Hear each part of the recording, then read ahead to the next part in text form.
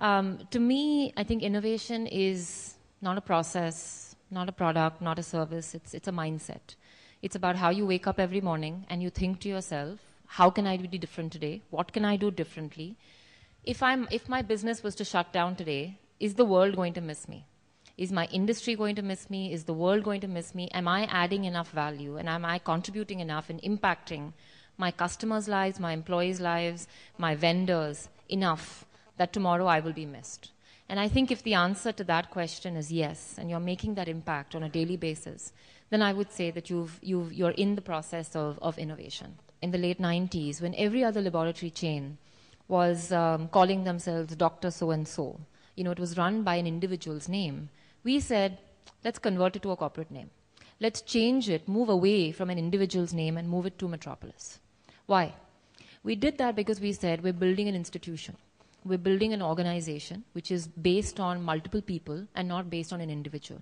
And we said if we're able to do that, customers themselves will not start associating walking into a lab as dealing with a doctor, but actually dealing with an institution which has processes, back-end.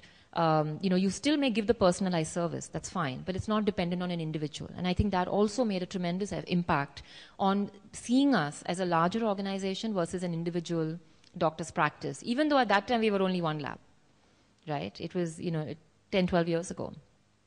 After that, we decided in 2002, 2003, we said, look, we've had only one lab. Why can't we be a chain of labs across the country? Why is it so difficult for us to go? And we said, but how are we going to do this? Metropolis is only known in Bombay, which is where it's headquartered, and we're not really known in other parts of the country. So how are we going to go? It's not like a McDonald's. I can just start shop and put up a name and pay, customers are going to come. So we said, okay, there are other pathologists like Metropolis, pathology labs, which have been leaders in their own cities.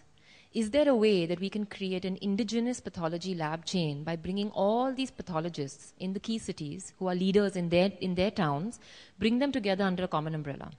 So we found a model to bring all these pathologists together, all these labs together, and say, Metropolis, now it's a national chain.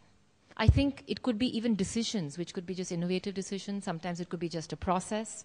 Or like I said, sometimes it's just a mindset. It's getting up every day and saying, what am I doing different?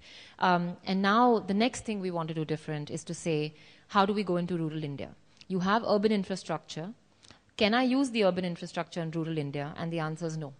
I have to figure out what is going to be the model, then how I'm going to entirely change my operations, because if I don't change my operations, my costs remain the same, and I cannot charge the same for the tests in rural India that I can in cities. So I have to think, reverse engineer and say, if I want to charge X in a town, in a village, how do I change my entire back-end process to now fit this and still make a profit?